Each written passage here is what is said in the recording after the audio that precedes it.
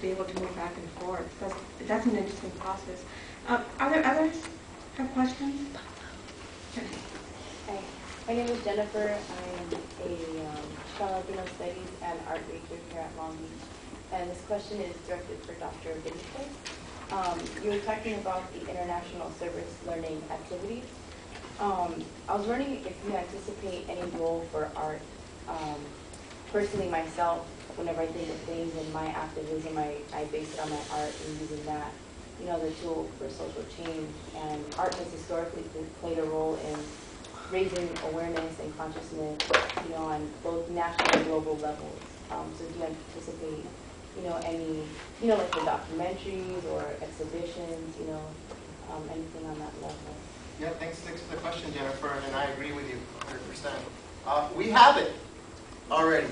We have Dr. Carlos Silveira in art education who's gone to Cambodia and this year is planning a trip to Guatemala with an art education framework.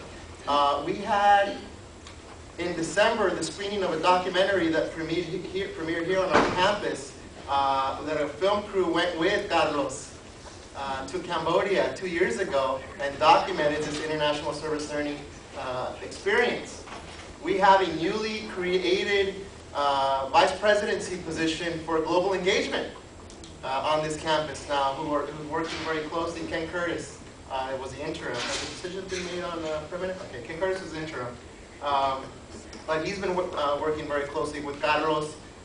We have Gabriel Estrada in American Indian Studies, who's also planning a trip to Guatemala with a cultural studies framework with that. But you know, the short answer to your question, Jennifer, is yes. And right now is the time to come pitch ideas to us, because there are folks on this campus that are interested with a social justice perspective, but also embedded in that with a critical reflection component that is infused with the service learning aspect of it. So the paradigm shift here for us is, it's great to go pick up trash on the weekend at the beach.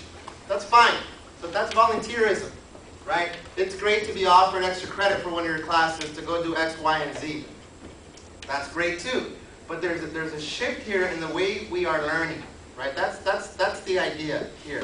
That it's not a one-shot deal you go off for one weekend. That it's embedded into the goals and objectives of your department.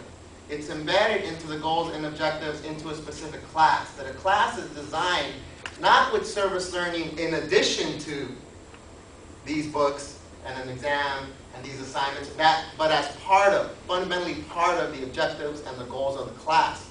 So if it can be done with let's say a traditional curriculum here in any department, this is a campus-wide opportunity. We have professors right now from biology and from engineering that are developing service learning curriculums to implement, going through our workshops at the CCE.